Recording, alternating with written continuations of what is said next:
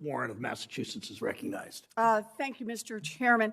So Sam Bankman-Fried and other crypto billionaires argue crypto is special. But a basic principle of our financial system is same kind of transactions, same kind of risk, means same rules apply. Right now, if a bank takes money from terrorists and the bank and the banker then have broken the law. And that's why banks spend so much time and so much energy identifying who their customers are and reporting suspicious activity to authorities. A lot of crypto firms are not doing these kinds of checks.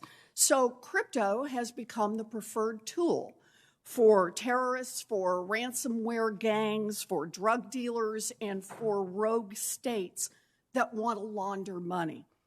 In 2021, at least $14 billion in digital assets went to criminals. Now, that's a lot of drugs and a lot of ransoms and a lot of bombs and a lot of nuclear materials, but it is likely only the tip of the iceberg. A new report finds that one crypto exchange alone helped launder over $10 billion for criminals and countries like Iran. Even so, the crypto industry continues to take the position nothing should change. Professor Allen, the crypto industry claims that it doesn't need to do all of the know your customer and other anti-money laundering checks that banks do and stockbrokers do, and even Western Union does, because crypto is uniquely transparent. Everything is on the blockchain, so criminals and rogue states that try to launder money in crypto will quickly be found out. Does the fact that the blockchain is public mean that it is more difficult for criminals to launder money using crypto? In many ways, the blockchain is the worst of all worlds. For everyday people, the blockchain is a permanent public record of all their transactions, which is a privacy nightmare. But for sophisticated players with a vested interest in hiding their transactions, there are all kinds of tools available, mixers, tumblers, etc., that can hide the provenance of their crypto assets. And far from being difficult for criminals to use crypto to launder money, the fact that there aren't KYC checks is the point. Okay, so crypto is actually easier to do money laundering. Let's look at another crypto industry argument. Professor Allen, the crypto industry claims that it would be too much trouble and maybe even technologically impossible for them to check customers the way that banks and stockbrokers and even Western Union does. But let me ask, do banks and stockbrokers in Western Union have to invest money and resources to make sure that they're set up to conduct those checks? Yeah, I mean, KYC requirements are simply part of operating a financial services business. But avoiding those requirements, as you say, is critical to many crypto business models. Blockchain-based transaction processing, as we've discussed, is very clunky and expensive. Ms. Schulp has just told us that it can be more efficient. The only way it's more efficient is if it actually avoids the KYC checks that can slow things down. So this crypto business model is in many ways a regulatory arbitrage play.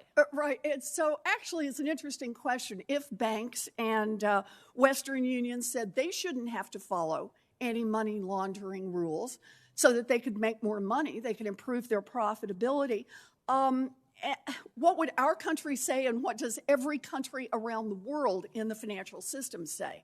No. Right. Okay. So, Mr. O'Leary, I know that you are a big supporter of crypto, even after you lost $10 million in FTX's collapse. But you are an experienced investor. So let me ask you, do you believe that the potential benefits of crypto are so promising that we should accept weaker anti-money laundering rules and weaker compliance from crypto firms than we require from banks, from brokers, and from Western Union? No, I think we should apply the same regulatory structure that we apply to existing trading of stocks and bonds on exchanges tied to broker-dealers. That is not complicated. It's already been implemented in other countries. And I take issue, Senator, with your concept that it makes it easier to do money laundering. Currencies have been used for drug trafficking since the 60s in the American dollar, when it was thrown out of a Piper aircraft in a duffel bag. The American dollar is also used by bad actors all the time. The Mr. truth about O'Leary, I appreciate your point that everyone tries to engage in money laundering. That's what terrorists do. That's what drug dealers do, and that's what states like Iran and North Korea have done. The only point I'm trying to make is, should the same rules against money laundering apply to crypto in the way that they apply to banks, to stockbrokers, to credit card companies, to Western Union?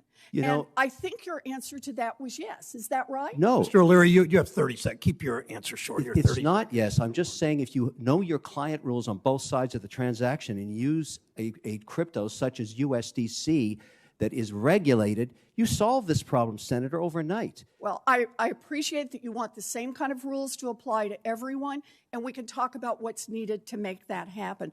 You know, the dark underbelly of crypto is its critical link to financing terrorism and human trafficking and drug dealing and helping rogue nations like North Korea and Iran.